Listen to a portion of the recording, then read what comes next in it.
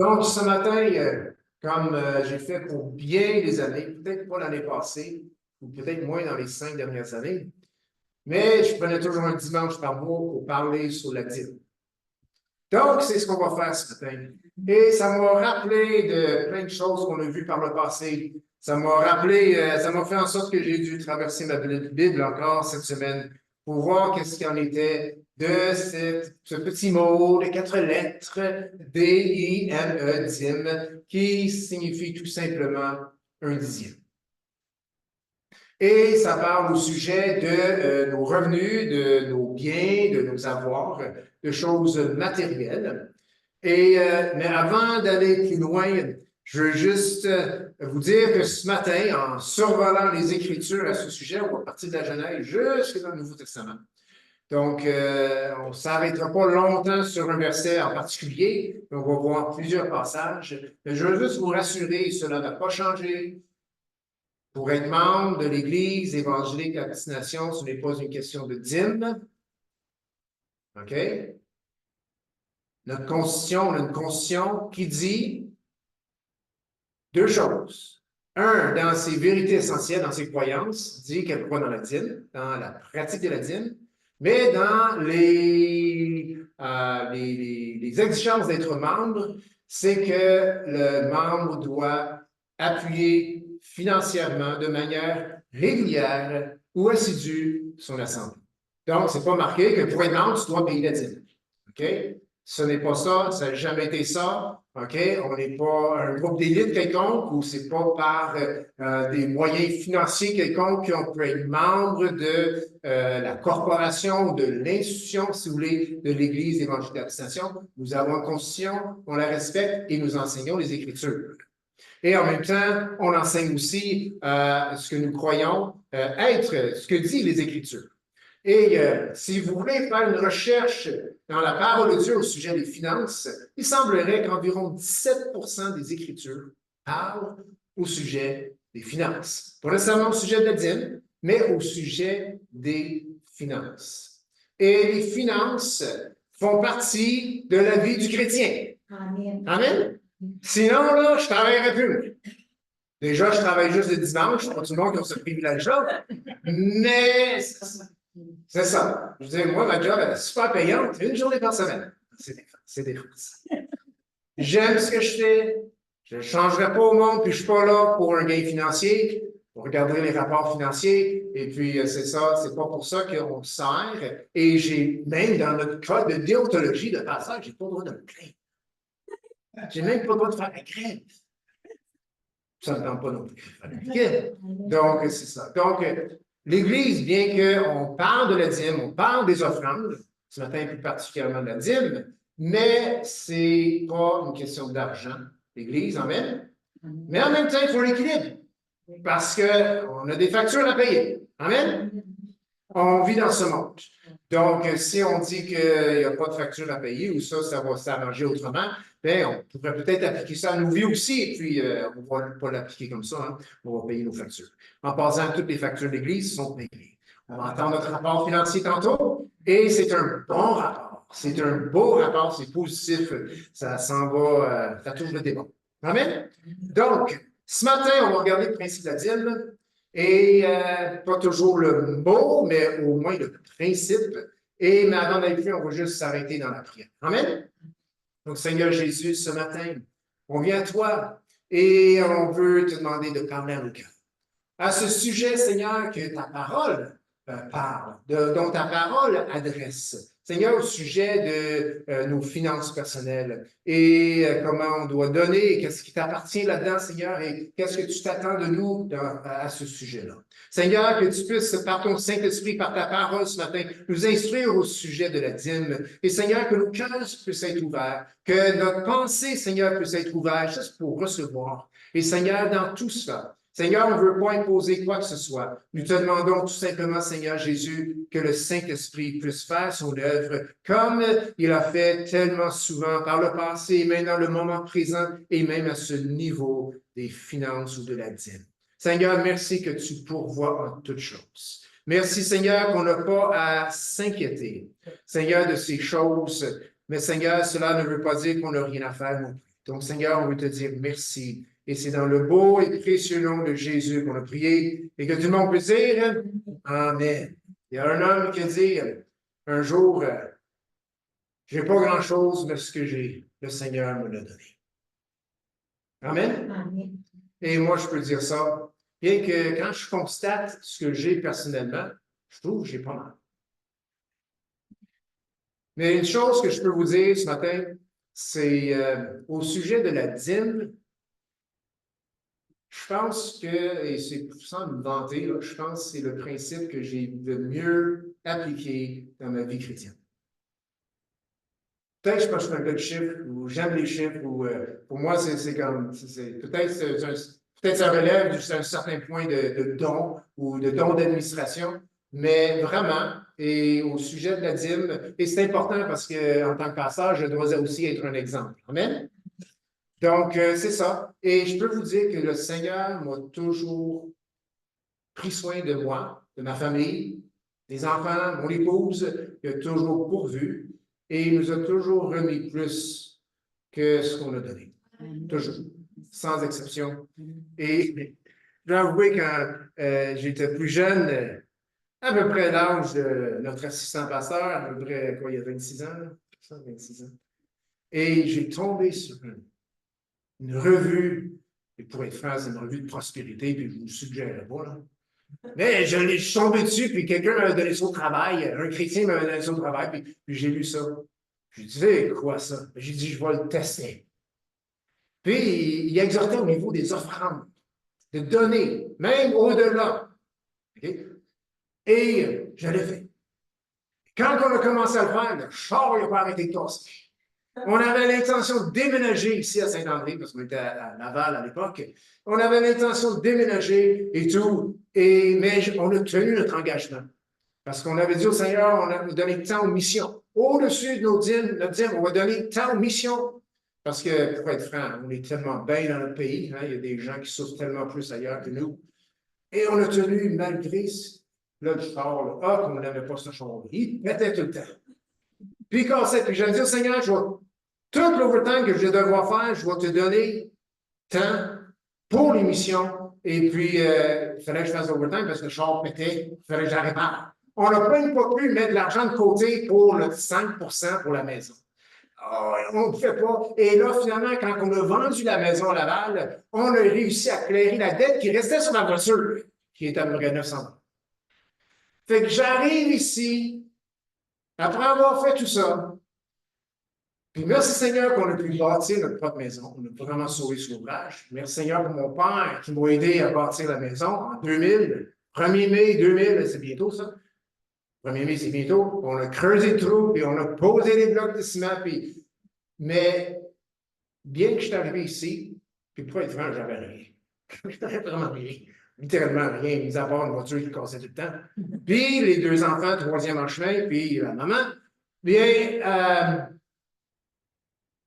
dans tout ça, voici ce qui s'est passé. Je suis au travail, je ne suis pas arrivé ici encore. Je suis à l'ouvrage. Chez Dynacast, on fabriquait des pièces pour les avions par injection de zinc, là, des machines. Moi, il fallait que je roule 5 machines. Et puis là, j'entends au travers les branches qu'ils vont couper des postes. Parce que on avait le rasoir Gillette, là, qui est sorti les 3 lames des postes. Oh, 3 lames, c'est des macros. On avait la manche qu'on faisait et on avait 80% du contrat mondial. Et là, je ne sais pas ce qui est arrivé, mais après avoir agrandi l'entreprise, pris les machines puis tout, ben, plusieurs mois après, il y avait des coupures qui s'en venaient. Fait que j'ai été voir mon manager, j'ai dit, écoute, s'il faut que tu mettes quelqu'un dehors, je veux juste te dire qu'au mois de juin, moi, je m'en vais. Fait que si tu as besoin de me couper quelque part, tu es aussi bien me couper moi. Au lieu que quelqu'un qui veut vraiment garder son travail, parce que moi, j'ai accepté une responsabilité de pasteur, de directeur d'académie, de l'académie à l'époque ici. J'ai dit, moi, je m'en vais début juin, c'est sûr. Je vais donner ma démission. Je me regarde, t'es sûr de ce que tu es en train de me dire? Oui, oui, je suis sûr. C'est beau, il dit, je t'en reviens. 24 heures après, sur l'intercom, Peter Buchanan rentre dans le bureau, il rentre dans le bureau, signe des papiers, je lui laisse ma job et tout. Puis, regarde ce qui s'est passé. J'avais fait plein d'overtime à l'automne, hein, parce que le char pétait tout le temps. Et puis là, je peux faire ma demande pour le chômage. Et j'ai fait ma demande pour le chômage, puis j'avais le choix de retourner 6 mois en temps ou 6 mois en argent, c'est le moins. J'ai dit, ben, je vais retourner 6 mois en temps parce que je vais rattraper tout mon overtime l'automne passé. Quand j'ai reçu ma première paye, ou le premier chèque de chômage, je recule un peu, quand je faisais 40 heures par semaine à mon travail, j'avais 413 et quelques sous dans mes poches. Quand j'ai reçu mon premier chèque de chômage, c'était 413 $. Wow. C'est pas une coïncidence. Non. Puis donc, j'ai pu construire la maison, puis j'ai été payé tout l'été avec le chômage. Et je ne cherchais pas d'emploi parce que je savais que j'en avais un à compter du début septembre. Et quand j'ai réévalué à la fin de l'année, eh bien, finalement, puis je sais que c'est juste des chiffres, mais je suis comme ça. Ma valeur personnelle en avoir matériel, bien, il y avait parti de zéro, puis la maison, bien, elle valait 70 000 ou 80, non, 82 000, ils l'ont évalué, là. Et puis, à l'époque, il y avait une maison à 80 000. C'est comme ça aujourd'hui. Aujourd'hui, tu as le balcon à 80 000, là.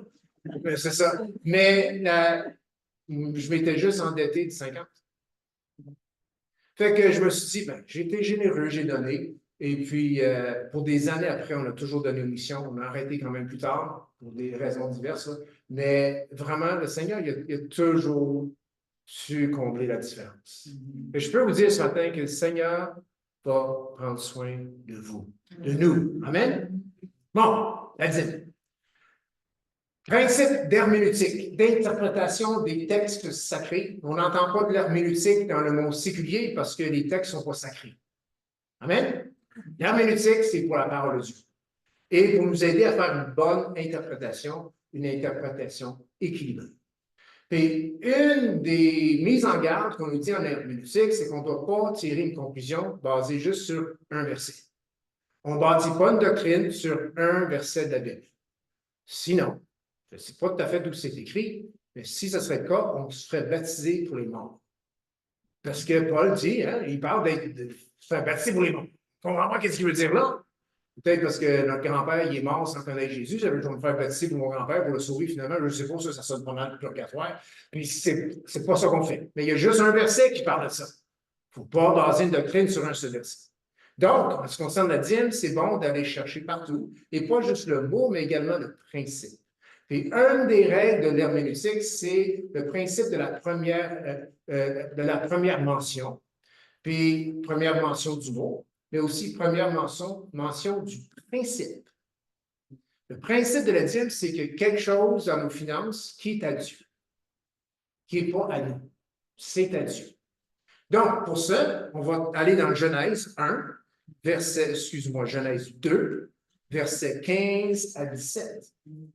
Genèse 2, versets 15 à 17. Donc, on va commencer au début et on va aller ce matin jusqu'à l'Épître aux Hébreux, juste en regardant le mot dîme ou le principe de la dîme.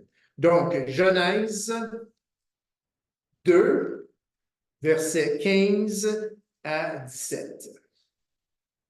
Donc, on est dans le jardin d'Éden, l'homme vient d'être créé. L'Éternel Dieu, verset 15, Genèse 2, 15. L'Éternel Dieu prit l'homme et le plaça dans le jardin d'Éden pour le cultiver et pour le garder.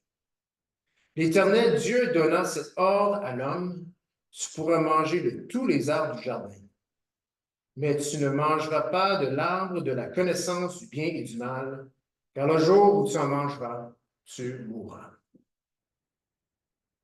C'est quoi le principe ici de la dîme qu'on trouve ici? Première mention du principe, c'est que quelque chose que Dieu a mis dans notre entourage, très proche de nous, accessible à nous, mais qu'il se le réserve pour lui. Il ne veut pas qu'on le touche. Je veux dire, quand je lis ça, je dis, Seigneur, l'arbre de la connaissance du bien et du mal, il aurait valu mieux de ne pas le planter dans le jardin. Tu aurais pu le mettre ailleurs. Puis aujourd'hui, on aurait bien moins de problèmes. L'arbre de la vie, pas de problème, on pouvait en manger. L'arbre de la connaissance du bien et du mal. C'est quoi le problème? Arrache-moi ça, c'est de la mauvaise herbe. C'est pas bon. Non, il l'a laissé là, puis il a juste dit à l'homme, celle-là, tu ne le toucheras pas. Mais tout le reste, c'est à toi. C'est pas comme ça avec nos épouses. Il y en a juste une, tout le reste, on ne regarde plus. Mais dans le jardin, c'est tout le reste à toi. Mais, mais, l'arbre de la connaissance du bien et du mal, on y touche pas. Qu'est-ce qu'il a fait l'homme? L'arbre de la connaissance du bien et du mal. C'est intéressant celle-là. Regarde, tu n'aurais pas pu regarder tous les autres arbres. Donc, il y a un principe ici que Dieu met dès le commencement, dans un monde parfait, dans un monde innocent, il met quelque chose accessible, à la portée, mais il dit, non, je ne veux pas que tu touches. Puis en plus, la Bible nous dit que Dieu ne tente personne. Donc, ce n'est même pas une histoire de tentation, c'est un principe ici. Dieu met tout à notre disposition, mais ça ne veut pas dire qu'on peut nécessairement toucher à tout. Donc, première mention du principe, Genèse 1, 15 à 17, la présence de l'arbre, la connaissance du bien et du mal. Première mention du mot dans les Écritures. Et quand on va comme ça dans les Écritures chercher les premières mentions, ça nous aide à bâtir une conclusion à ce sujet, au sujet de la dîme, ou n'importe quel autre sujet. Comment est-ce que Dieu voyait ça au tout début? Quand la révélation, que Dieu commençait à se révéler, qu'est-ce qui ressortait de ça? Première chose, on voit que c'est quelque chose qui n'est pas nous, mais que Dieu met à notre disposition. Première mention. Deuxièmement, première mention, Genèse 14. Genèse 14, versets 17 à 20. Donc, une des premières guerres, Abraham a été à la guerre et il est revenu vainqueur de Kedorlaomer et des rois qui étaient avec lui. Donc, il y a une victoire ici. Abraham a ramassé un gros butin. Et que nous dit le verset 17, Genèse 14, 17 à 20. Après qu'Abraham fut revenu vainqueur de Kedorlaomer et des rois qui étaient avec lui, le roi de Sodome sortit à sa rencontre Sodome sortit à sa rencontre dans la vallée de Chavé, qui est la vallée du roi. Melchisédek, roi de Salem, fit apporter du pain et du vin. Il était sacrificateur du Dieu Très-Haut. Il bénit Abraham et dit, « Béni soit Abraham par le Dieu Très-Haut, maître du ciel et de la terre. Béni soit le Dieu Très-Haut qui a livré tes ennemis entre tes mains. » Et Abraham lui donna la dîme de tout. Donc, première mention du mot, dîme. Genèse 14, 20. Abraham donna à Melchisédek, qui est une image, une révélation avant la venue de Jésus, OK? Melchisédek, roi de Salem, roi de Jérusalem, roi de la paix. Et Abraham, immédiatement, lui donne la dîme de tout. Première mention, on voit donc qu'Abraham avait ce principe dans sa vie. Ça, c'est avant la loi. Ça, c'est avant Moïse. Ça, c'est après le déluge. Principe, Abraham, il a reçu des enseignements qui venaient depuis le début. Et si nous irons, si on irait, si nous irions, je ne sais pas si c'est bon, peu importe. Si on allait, si on lisait les écrits extra-bibliques, ou ce que même Abraham est mentionné, et d'autres gens de l'Antiquité, on voit que le principe de la dîme, elle était là. Elle était vraiment là. Donc, pratiquer la dîme, ce n'est pas juste une façon de gérer ses finances. C'est, oui, de gérer peut-être ses finances d'une manière qui reflète un principe qui est dans la Bible, mais c'est quelque chose qui a été appliqué, fait par les patriarches, par des gens de très grand renommée, par les fondateurs de notre foi. Donc, on trouve cette première mention du mot avec l'histoire d'Abraham dans Genèse 14, 17 à 20. Si on avance un petit peu, on voit que le principe est aussi chez Jacob. Donc, si on va dans Genèse 28, quelques chapitres plus loin, Genèse 28,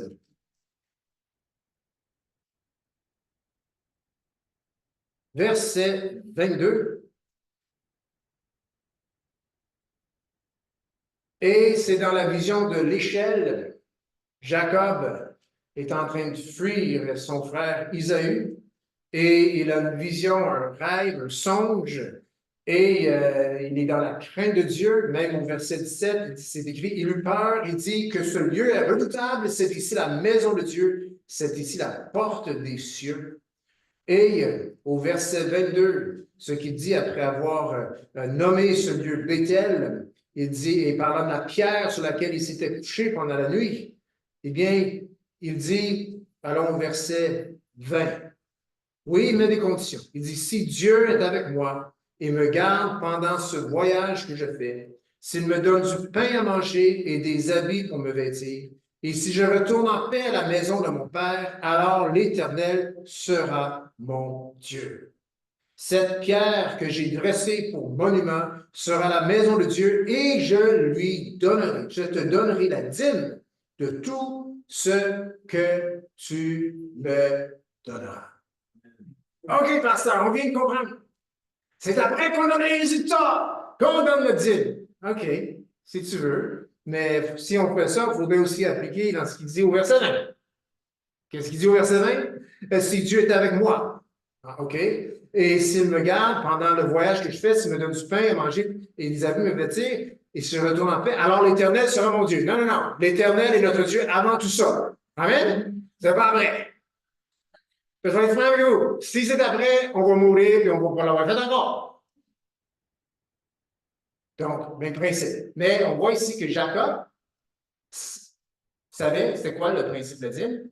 Bon, Jacob, c'est Jacob, c'est un homme parfait. Il a mis des conditions. J'ose croire qu'il a respecté parce que c'est pas mentionné plus tard dans l'histoire qu'il a vraiment fait, parce qu'il est revenu très riche, là, avec bien des troupeaux, là. Bien des brebis, bien des chèvres, bien des bœufs, et ainsi de suite, avec 2 femmes, puis plusieurs enfants. Il est revenu très riche. Et il a repassé par Bethel et il a fait des sacrifices. On ose croire qu'il a honoré sa parole, parce que c'est important. Donc, c'est ce qu'on voit au sujet de la dîme avant la loi. Il est facile pour nous, on peut facilement dire, ben, écoute, la dîme, c'est la loi. Et puis la loi, eh bien, elle n'est pas toute applicable dans nos vies aujourd'hui. C'est vrai que pas toute la loi, elle est applicable dans nos vies aujourd'hui. Je veux dire, on n'offre pas des sacrifices. On n'a pas un hôtel ici sur l'estrade, puis il n'y a pas un mouton qui passe à tous les dimanches. OK, c'est pas ça. Pas sûr que ça soit trop attirant non plus. Hein? Non, parce que Jésus est notre sacrifice. Jésus y a accompli la loi. Mais on applique cependant celui qui dit tu ne tueras point. Hein? Il y a quand même des choses dans la loi que c'est pertinent encore aujourd'hui. Jésus a juste redéfini le meurtre.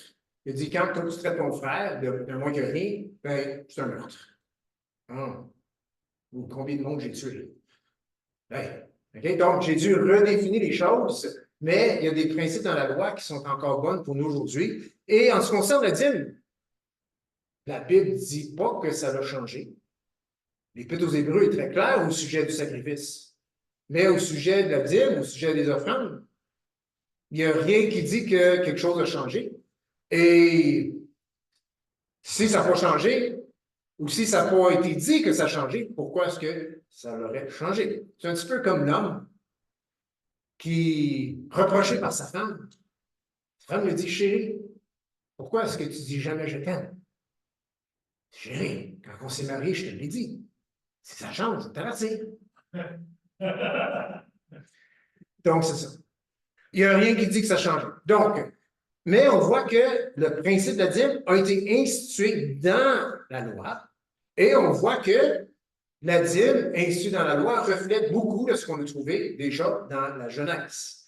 Regardez dans Lévitique, avancez un peu, Lévitique 27, 30.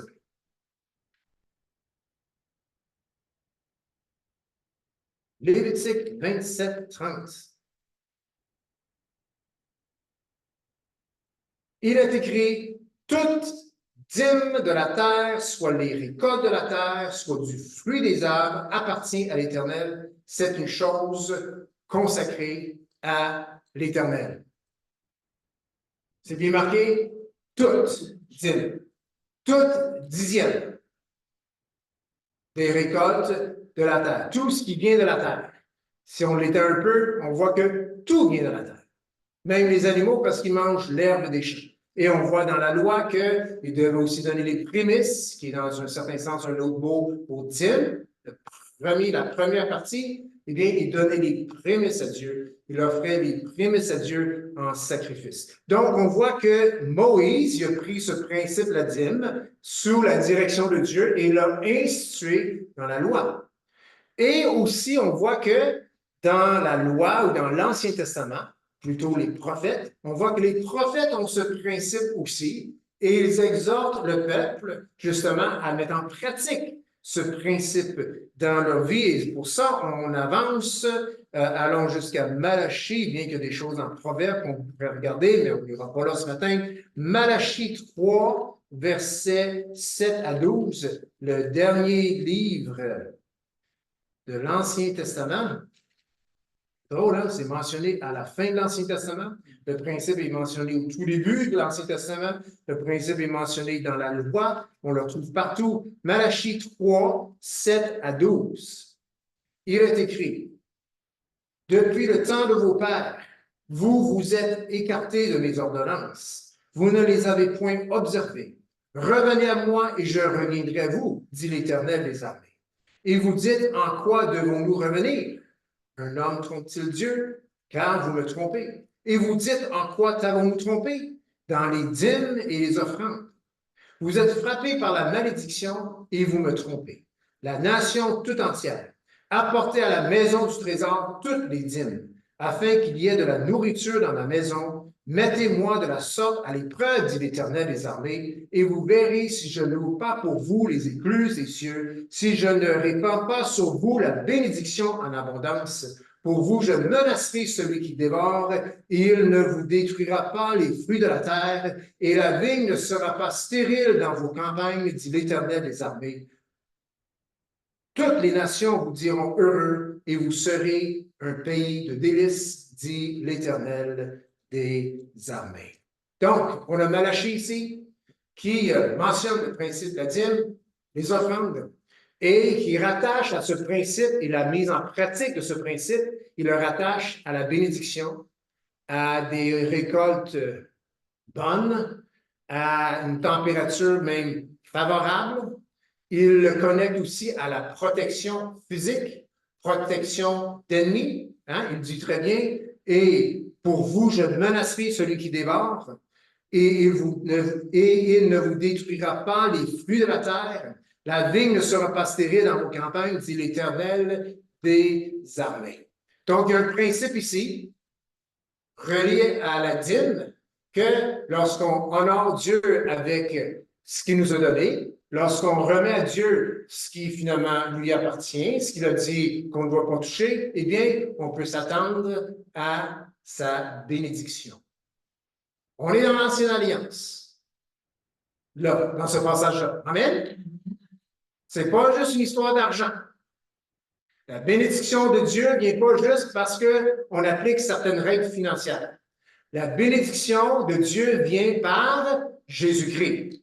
Amen? La bénédiction de Dieu vient par Jésus-Christ. Amen? Mais Jésus vient avec sa parole. Amen? Et en devenant enfant de Dieu, eh bien, on applique sa parole dans nos vies. Écoutez, je veux juste parler de mon expérience personnelle. Puis il vaut mieux que je parle de celle-là, puis de rien d'autre. Je veux juste vous dire, quand on honore Dieu avec nos finances, Dieu nous bénit dans nos finances. Amen. Amen? Amen. Quand on honore Dieu avec nos finances, Dieu nous bénit dans nos finances. C'est mon expérience. Si je bénis Dieu avec mes finances, il est très possible que Dieu bénisse. Si j'honore Dieu avec mes finances, il est très possible que Dieu me bénisse dans mes finances et qu'il ne bénisse pas un autre domaine de ma vie dans lequel je ne suis pas fidèle. Bien que je suis sauvé, bien que je suis un enfant de Dieu, bien que mon pédigré est blanchi, OK? Si j'honore Dieu avec mes finances, Dieu va bénir mes finances. Si j'honore pas la parole de Dieu, c'est-à-dire si je la médite pas, si je la mange pas, eh bien, je ne l'apprendrai pas. Dieu ne me bénira pas dans ce domaine-là. Amen? Dieu, il est très respectueux de ses règles. Lorsque tu mets les efforts, tu vas en bénéficier des récompenses. Amen? Maintenant, on doit honorer Dieu dans tous les domaines de notre vie. Et même si on dit que c'est pénible, eh bien, Dieu veut juste dire, je veux te bénir dans tous les domaines de ta vie. Amen? Si on n'honore pas Dieu avec nos enfants, c'est-à-dire on les laisse aller, on les néglige, eh bien, je peux presque vous assurer que vos enfants vont devenir autre chose que vous voulez. Parce qu'ils sont négligés. Parce qu'ils n'ont pas l'attention qu'ils ont besoin. Parce qu'ils n'ont pas l'amour qu'ils ont besoin. Parce qu'il n'y a pas l'expressivité nécessaire dans la relation. Parce qu'il y a un manque d'humilité peut-être de la part du parent. Mais si on honore Dieu dans notre façon d'être avec nos enfants, Dieu va bénir avec des bons résultats. Amen? La bénédiction, c'est pas juste, c'est pas comme la loterie, OK? Pling! On tombe riche, là, et on n'a rien fait. Non, c'est pas ça du tout. La bénédiction de Dieu vient par l'obéissance. Amen? La bénédiction de Dieu dans nos vies vient par l'obéissance. Et la raison qu'on appartient à Dieu, c'est parce qu'il y a quelqu'un qui a obéi à notre place, et son nom, c'est Jésus, et il a été jusqu'à la croix pour faire ce que nous, on ne pouvait pas faire. Mais il n'a jamais dit qu'il allait faire ce que nous, on devait faire. Mais ce qu'on ne pouvait pas faire, il l'a fait. Et il nous appelle à le suivre et à l'obéir. Donc, on voit dans Malachie, oui, c'est un passage très clé. Encore une fois, il faut juste le prendre comme c'est écrit. Il y a une bénédiction qui est promise quand on est fidèle à Dieu, dans nos finances, dans nos dîmes et dans nos offrandes. OK, on est rendu dans le Nouveau Testament. Le mot dîme est mentionné dans le Nouveau Testament. D'ailleurs, la première fois qu'elle est mentionnée, c'est Jésus qui confronte les pharisiens dans Matthieu 23, verset 23. Matthieu 23, verset 23.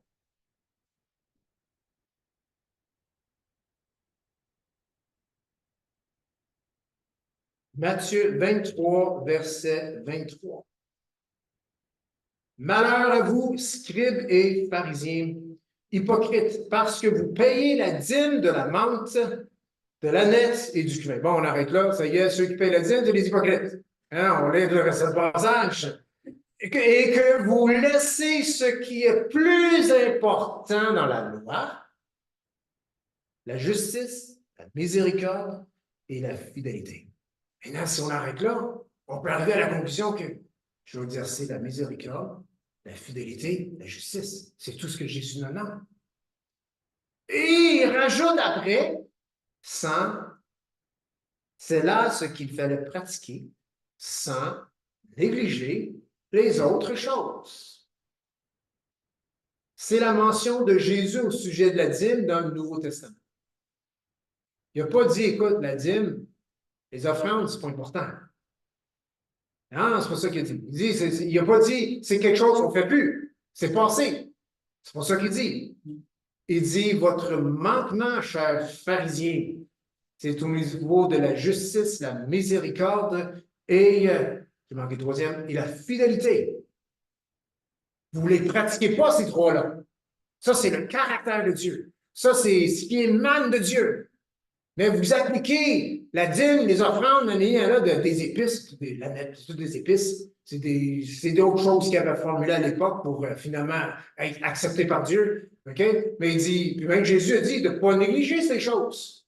Mais il dit, vous faites l'inférieur finalement, vous oubliez celui qui vous a demandé de faire ça et même vous l'outragez et vous n'amenez pas finalement les gens à Dieu. Mais Jésus dit tout simplement, faites-le tout, faites-le ensemble.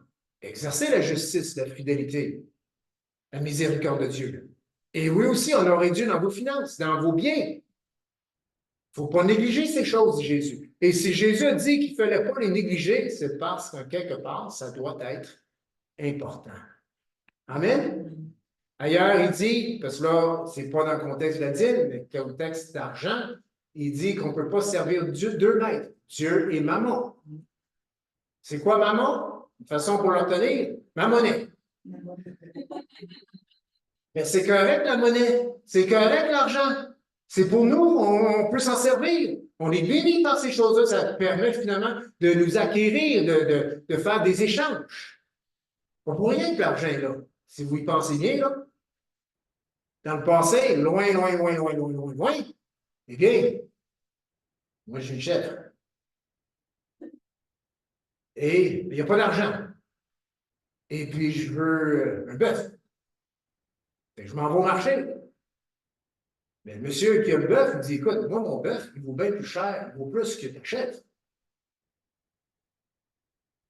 Donc, si celui qui avait la chèvre aurait pu lui donner 500 $ pour son bœuf, et que cet argent-là était reconnu d'avoir une certaine valeur, bien que l'argent en papier n'a pas de valeur comme tel. Dans le temps, peut-être c'était de l'or ou des métaux précieux ou des perles ou des pierres rares, ainsi de suite. Mais ben ça, ça a vraiment cette valeur-là. Ça fait, garde, donne-moi ça, puis il prend le bœuf.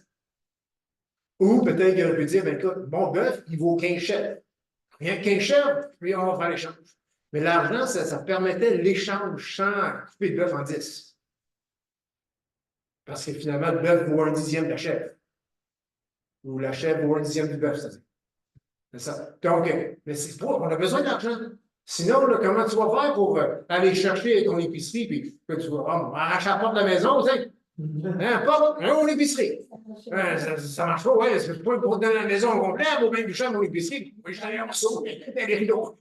Ça serait vraiment, vraiment posant. On a besoin d'argent. Maman, on a besoin. Le problème avec l'argent, c'est que ça peut devenir un maître. Et cela ne doit pas se faire. Si l'argent est notre maître, Jésus n'est pas notre Dieu. On doit servir de l'argent, on ne doit pas le servir. On doit s'en servir et pas le servir. Amen? Et en passant, l'argent, c'est vraiment, vraiment un mauvais maître. Vraiment un mauvais maître. OK, donc Jésus dit de simplement pas négliger ces choses. C'est ce que Jésus dit. Hébreux 7, dernier passage dans le Nouveau Testament qu'on regarde ce matin, le dernier passage qui mentionne le mot dîme. Et d'ailleurs, c'est mentionné comme 7 fois. Je trouve ça vraiment intéressant que le principe revient dans l'Épître aux Hébreux. Le contexte de l'Épître aux Hébreux, c'est écrit envers un peuple qui, après la destruction de Jérusalem, donc il n'y a plus de temple, tout le système sacrificiel est aboli. Et les gens, quelque part, se demandent, mais là, parce que les premiers chrétiens offraient encore des sacrifices en passant. Les premiers chrétiens juifs, ils allaient au temple tous les jours. Donc, en quelque part, puis quand la Pâque venait, bien, sûrement qu'ils voulaient aller acheter l'agneau pascal, et puis après, il n'était juste pas rendu encore. Mais quand le temple a été détruit, les chrétiens ont été dispersés, et bien là, le questionnement, c'est comme, mais qu'est-ce qu'on en fait du sacrifice? Qu'est-ce qu'on en fait du temple, de toute la liturgie et tout?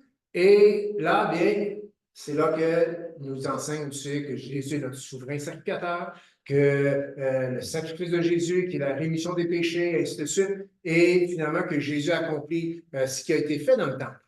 Et il amène l'histoire de la dîme dans l'Épître aux Hébreux, et il ramène cette histoire qui date d'avant la loi, cette histoire où ce que Abraham vient rencontrer Melchisédek, roi de justice, roi de Salem.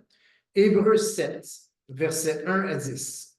En effet, ce Melchisédek, et pourquoi il dit ce Melchisédek? C'est parce que dans les passages avant, il a amené ce personnage qui vient de nowhere, on ne sait pas d'où il vient. Et puis, vu que Jésus n'est pas de la lignée sacerdotale, n'est pas de la lignée des prêtres, eh bien, il fallait qu'il justifie que Jésus avait l'office de prêtre. Donc, il dit Jésus vient de la lignée de Melchisédek et pas de la lignée de Lévi. Donc, il est prêtre. Puis, il a trouvé ça dans les psaumes. Saint-Esprit était fort là, pour les aux Hébreux. Donc, Jésus a le droit d'être prêtre pas parce qu'il vient de la lignée de Lévi, mais parce qu'il vient de la lignée de Melchisédek, ce roi de Salem qu'on voit dans Genèse chapitre 14. Et c'est intéressant, dans Genèse chapitre 14, on voit qu'Abraham il a donné la dîme de tout à ce prêtre, à ce Melchisédek. Donc, en effet, ce Melchisédek, roi de Salem, sacrificateur du Dieu très haut, qui alla au-devant d'Abraham lorsqu'il revenait de la défaite des rois, qui le bénit, et à qui Abraham donna la dîme de tout, qui est d'abord roi de justice, d'après la signification de son nom. Ensuite, roi de Salem, c'est-à-dire roi de paix, qui est sans père, sans mère, sans généalogie, qui n'a ni commencement, ni fin de vie, mais qui est rendu semblable au Fils de Dieu. Ah, mais Jésus, il y avait une généalogie. Il est descendu du roi David. On voit dans Luc, on voit dans Matthieu, il y a une généalogie. Oui, ouais. Ça, c'est au niveau humain. Mais dans le fond, Jésus n'a pas de généalogie. Jésus, c'est le Fils de Dieu. Amen? Mais Melchi, il n'y en a pas non plus. Tu vois, dans les Écritures, là, on trouve ça. On ne sait pas où il vient. Il vient de nowhere, ce gars-là. Puis c'est un sacrificateur du Dieu très haut. Je peux vous assurer que c'était un être humain. OK? C'est juste une figure dans l'histoire, dans les Écritures, qui nous amène à faire un lien avec Jésus. Donc, dans les Écritures, dans les écrits sûrement extra-bibliques, il n'y a pas de généalogie pour Melchisédek. Il vient de nowhere, ce gars-là. Comme Jésus. Jésus, ben, on sait qu'il vient des cieux, il vient de Dieu, il est le Fils de Dieu incarné, mais dans le fond, à notre perspective humaine, on ne sait pas d'où il vient, il n'y a pas de généalogie, il y a pas, on sait, oui, par Marie, puis Marie l'a conçu dans son sein par la puissance du Saint-Esprit, mais en réalité, Jésus n'a pas tiré son origine dans la race humaine. Sinon, il ne serait pas Dieu. Donc, considérez verset 4. Combien est grand celui auquel le patriarche Abraham donna la dîme du butin? Là, il y a même le principe, c'est qu'on donne la dîme à celui qui est plus grand, à celui de qui on relève, à celui de qui on vient. Considérez combien est grand celui auquel le patriarche Abraham donna la dîme du butin. Puis là, il parle des fils de Lévi, qui était le sacerdoce lévitique. Ceux des fils de Lévi qui exercent le sacerdoce ont, d'après la loi, l'ordre de lever la dîme sur le peuple, c'est-à-dire sur leurs frères, qui cependant sont issus des reins d'Abraham. Et lui qui ne tirait pas d'eux son origine, il leva la dîme sur Abraham. Mot important ici. Il leva la dîme sur Abraham.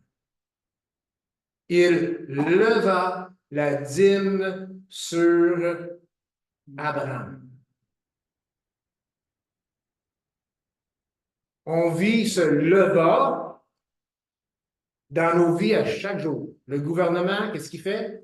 Il lève, hein, c'est dans ce sens-là. Il prend, pas nous autres qui a décidé qu'est-ce qu'il y a à prendre. Hein? Parce que je crée moins, on dirait, t'en prends moins. Il lève, il prélève, il prend. Ce qui lui est dû, bon, quand on parle d'impôts, ça, on peut le remettre en question, mais il y a d'autres passages pour ça. Demandez à César ce qui est à César. Demandez à Dieu ce qui est à Dieu. Amen. OK? Mais il leva. Pourquoi est-ce qu'il l'a levé? Pourquoi est-ce qu'il l'a prélevé d'Abraham? C'est parce qu'en quelque part, ça n'appartenait pas à Abraham. On revient au même principe qu'on trouve dans Genèse chapitre 2. Sinon, ça serait un vol. Sinon, on pourrait écrire, Melchisédek, il a volé Abraham. Il n'a pas volé, il leva. Il leva la dîme sur Abraham et il bénit celui qui avait les promesses. Il bénit celui qui avait les promesses. Encore une fois, dîme reliée à la bénédiction. Mais d'Abraham était déjà béni. C'est écrit, celui qui avait les promesses. Abraham, il avait les promesses.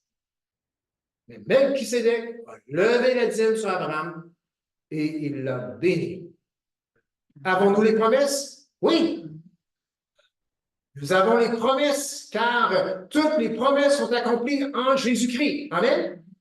Ça ne veut pas dire que Dieu ne demande pas une part de nos finances. Et ça ne veut pas dire que la bénédiction est inconditionnelle face à notre obéissance. C'est-à-dire qu'on n'oublie pas, on va être béni autant. Il leva la dîme sur Abraham et il bénit celui qui avait les promesses. Nous avons les promesses. Et il y a une bénédiction qui vient lorsqu'on honore Dieu avec nos finances, avec notre dîme. Amen. Donc, au verset continue, or c'est sans contredit l'inférieur qui est béni par le supérieur. C'est pas nos enfants qui nous bénissent, c'est les parents qui bénissent les enfants. Avez-vous remarqué? Tout vient d'en haut. Si on est mal arrangé en tant qu'être humain, c'est parce que quelque chose a été probablement transmis par nos parents. Le père ne devient pas alcoolique parce que le fils s'est garagé dans l'école. Non, non, c'est l'inverse. C'est que c'est venu d'en haut, ça. La gravité. Ça vient du haut vers le bas. Supérieur vers l'inférieur. On veut que nos enfants soient bénis. On doit donc leur transmettre la bénédiction et, dans le fond, on leur transmet une part de nous-mêmes. Bien, c'est le supérieur qui bénit l'inférieur. C'est Melchisédek qui a béni Abraham. Et pas l'inverse. Pourtant, Abraham, il avait les promesses. C'est Dieu qui bénit ses enfants, bien que ses enfants ont déjà les promesses. Amen? L'obéissance amène toujours la bénédiction. Verset 8. Et ici, ceux qui perçoivent, donc là, ici, le mot, c'est percevoir, la dîme sont des hommes mortels. Mais là, c'est-à-dire Melchisédek, c'est celui dont il est attesté qu'il est vivant. Pourquoi est-ce qu'il dit ça? C'est parce qu'il dit que Melchisédek, c'est une image, une représentation de Jésus-Christ, celui qui est vivant. Donc, il est en train de dire, Jésus, il a relevé, il a prélevé la dîme sur Abraham. Pourtant, Abraham avait les promesses et les promesses sont venues aussi de Dieu. Donc, et ici, ceux qui perçoivent la dîme sont des hommes mortels, les Lévites, mais là, l'histoire d'Abraham et Melchisédek, c'est celui dont il est attesté qu'il est vivant. De plus, Lévi qui perçoit la dîme l'a payé, ainsi pour dire, par Abraham, car il était encore dans les reins de son père lorsque Melchisédek alla au-devant d'Abraham. Je ne comprends pas tout à fait la logique ici. Je me dis, s'il l'a payé pour Lévi, qui était dans ses reins, qu'est-ce qu'il y en a de Judas, et tous les autres 11 tribus? Ils n'ont pas payé eux aussi? Ça a l'air que non. Sûrement un principe spirituel ici qu'on ne peut pas saisir parce que c'est peut-être pas linéaire ou quelque chose comme ça, c'est peut-être pas dans l'intellectuel. Mais ce qu'il dit, c'est que parce que les Lévites, finalement, percevaient la dîme. Les Lévites vivaient de la dîme. Ce qu'on apportait à la maison de Dieu, oui, les Lévites vivaient de ça et ça servait aussi pour les choses, tout ce qui se passait dans le temple, les sacrifices et ainsi de suite. Et même on donnait à l'étranger et ça servait pour beaucoup de choses. C'était toute une ressource, le temple. Si le peuple était obéissant puis emmenait à Dieu ce qui était à Dieu, là, il manquait de rien, d'absolument rien. Donc, mais il dit, pourquoi Lévi, lui, ne paye pas sa dîme? Mais dans le fond, il y a une dîme, la dîme aussi dans la loi aussi, on n'a pas vu ce matin, mais qu'eux autres, ils devaient faire quelque chose avec ce aussi. Et puis, dans le fond, toute la dîme qui venait, eh bien, les Lévites ne pouvaient pas tout le prendre, juste une partie. Il y avait une partie qui était aussi consacrée à Dieu. Et donc, mais ils ne devaient pas, comme tel, payer la dîme parce que ça avait été fait par leur père devant Melchisédek.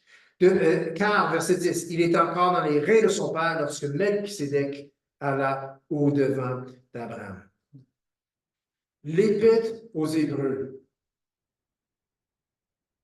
à mon avis, c'est l'Épître, un des épîtres les plus pratiques pour le chrétien aujourd'hui. Plus pratique encore que les évangiles. Je ne suis pas en train de dire que les évangiles ne sont pas inspirés, je sais, ils sont dans la parole de Dieu et tout, mais ça s'adresse vraiment dans le contexte d'aujourd'hui. Et dans cette épître, il consacre une bonne partie du chapitre qui parle au sujet de la dîme. Donc, j'ai pour dire, c'est un principe qui est encore actuel aujourd'hui et personne ne sera pénalisé à le mettre en pratique et c'est un sujet de bénédiction. Et Dieu bénit lorsqu'on bénit. Amen. Donc, comme je dis souvent, à la fin de la prédication sur la dîme, on ne l'impose pas à qui que ce soit. Qui que ce soit. Tu peux même être membre d'Église sans appuyer avec ta dîme l'Assemblée. Être membre de l'Église n'est pas une histoire d'argent. Amen? C'est important parce qu'un des premiers éléments de faire partie d'une secte, il y a un facteur financier. Mais nous prêchons, nous l'enseignons, et grand nombre parmi nous le mettent en pratique et nous encourageons tous à le mettre en pratique parce que c'est un principe qui est dans les Écritures. Amen? Et les Écritures, c'est la parole de Dieu, elle est à être honorée dans notre pratique. Et je vous dis, vous n'avez rien à perdre, juste à gagner. Maintenant, à chacun de veiller sur soi-même à ce niveau. Amen. Il n'y a pas un diacre, il n'y a pas un pasteur qui va aller fouiller pour voir si ce que vous avez fait ou pas fait pendant l'année. Jamais de la vie. On n'en parle pas trop souvent, bien qu'il y ait des commentaires ici et là qui viennent au courant de l'année, puis c'est correct. OK? Je veux dire, chaque fois qu'on passe le panier, on parle de Dieu, on parle de franc. OK? Mais jamais est-ce que l'Église doit se mettre en position pour être dans l'obligation de demander pour l'argent. C'est ma croyance en tant que pasteur. Je trouve que c'est tu sais, faire des gros projets, puis là, finalement, si le peuple ne donne pas, là, c'est fini, la banque s'en vient nous chercher, là, c'est juste pas une bonne idée. L'Église doit être responsable dans ses finances. Et l'Église, oui, doit peut-être être des bons administrateurs et même investir dans le royaume de Dieu de manière convenable de les finances sont là à l'Église, mais en même temps, il ne faut pas faire les fous. Il ne faut pas se discréditer pour une histoire de finances. Bref, faire une longue histoire courte, l'Assemblée, l'Église évangélique d'Abstination est limitée ou ce qu'elle peut faire est défini par ce que le peuple va donner. L'argent ne pousse pas les arbres, puis ça ne sort pas les climatiseurs. Amen? C'est pas comme ça que ça marche. Mais, ici, on est béni. On est vraiment, vraiment, vraiment béni. On a une des plus belles places pour adorer Dieu. Oui, les chaises commencent à être vieilles, peut-être un jour on va les changer. Mais on a une bâtisse qui a été bâtie pour être une église, pour être un lieu de rassemblement. Ce n'est pas un vieux bar qu'on a rénové. Bien que c'est correct, ça. Hein, c'est très correct. Ce n'est pas un entrepôt qu'on a pris pour rénover. Non, non. Quand ils l'ont bâti, ils pensaient à l'église, à rassembler les chrétiens. Cherchez dans la province de Québec, et c'est juste des très, très grandes églises qui ont ça. Nous, on est bénis. Regardez ce qu'on a.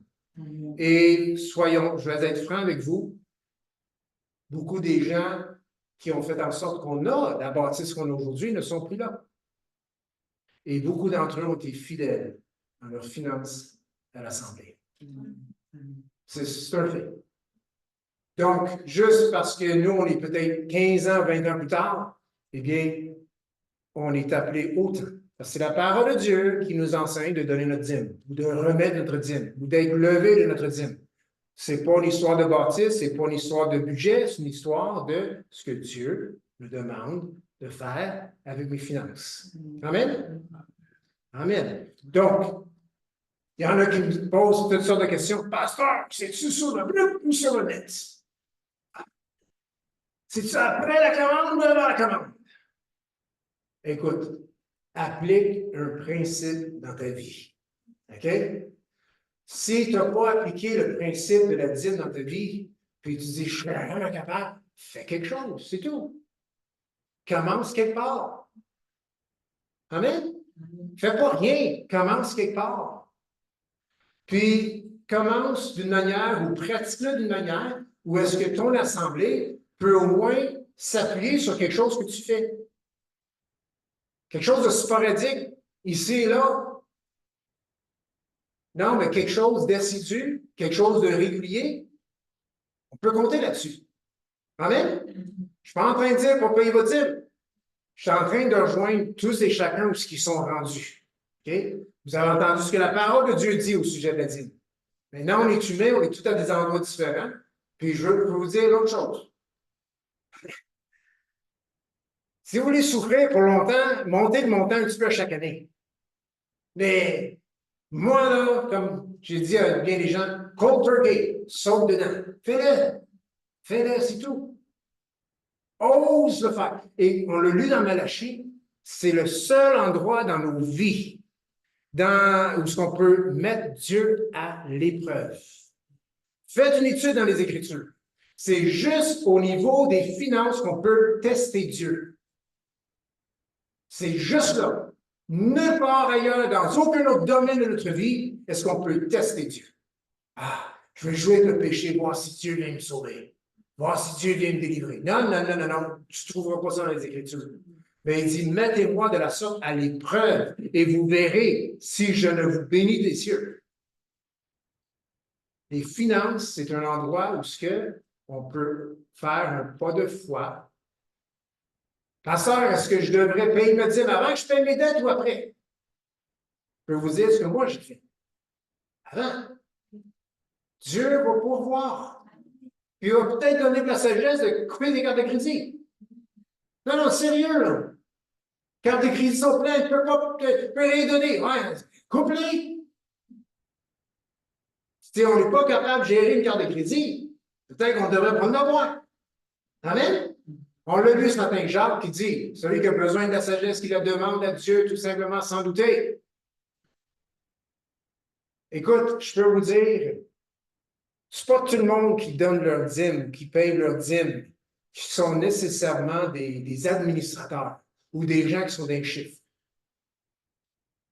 Donc, c'est même pas une histoire de calculer. Mais Dieu prend soin d'eux. Ah, c'est peut-être pas les gens qui se promènent en grosse voiture puis avec le luxe et tout.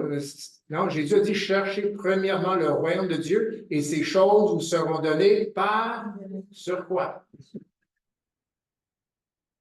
Donc, c'est pas une question de ah, moi, je suis pas assez gérant, je suis pas assez administrateur, j'ai pas le don des finances, je peux pas faire ça. Non, non, non. Tout le monde peut le faire. Puis la façon la plus facile de le faire, c'est quand le chèque y arrive, là, tout de suite, 10%. Parce que je peux vous l'assurer, si je n'avais pas fait ça, le disposant y aurait d'ailleurs. Parce que les besoins sont là. Mais en quelque part, quand on met nos finances entre les mains de Dieu, quand on applique les principes de Dieu au niveau de nos finances, Dieu s'arrange avec le reste. Amen? C'est mon expérience. Seigneur, on vient à toi ce matin. Et certains peuvent dire que c'est un sujet chaud, c'est un sujet difficile à adresser. Mais Seigneur, c'est un sujet qui est adressé dans ta parole comme plein de sujets. Et ce matin, on a tout simplement découvert, Seigneur, ce que ta parole dit de la dîme, puis pour en tirer des conclusions. Puis une des conclusions qu'on tire, c'est un bon principe encore pour nous aujourd'hui. Parce que c'est un principe qui vient de Dieu, que Dieu n'a pas aboli, que Dieu a mis en place et qui sert de bénédiction et en plus que Dieu bénit. Donc, Seigneur, on remet notre assemblée entre tes mains. chaque cœur, chaque frère, chaque sœur. Seigneur, c'est pas un message qui est emmené pour mettre des contraintes sur qui que ce soit. Seigneur, c'est un appel tout simplement à appliquer ta parole au niveau de nos finances. Seigneur, je prie que ton Saint-Esprit puisse parler à chacun, à chaque cœur à ce sujet. Seigneur, on te rend grâce que non seulement est-ce que tu pourvois nos besoins individuels, mais tu as aussi toujours pourvu aux besoins de l'Assemblée, de l'Église évangélique de la petite nation. Et Seigneur, on n'a jamais été en manque. Seigneur, on a toujours un toit sur notre tête. Tu as toujours pourvu, Seigneur. Tu as toujours pourvu. Et Seigneur, on te rend grâce pour cela. Et c'est dans le précieux nom de Jésus qu'on a prié. Tout le monde peut dire Amen. Donc, voilà notre message annuel sur la dîme. J'espère que ça vous a béni. Bonne semaine à ceux sur Zoom. Et puis, on va aller pour quelques annonces.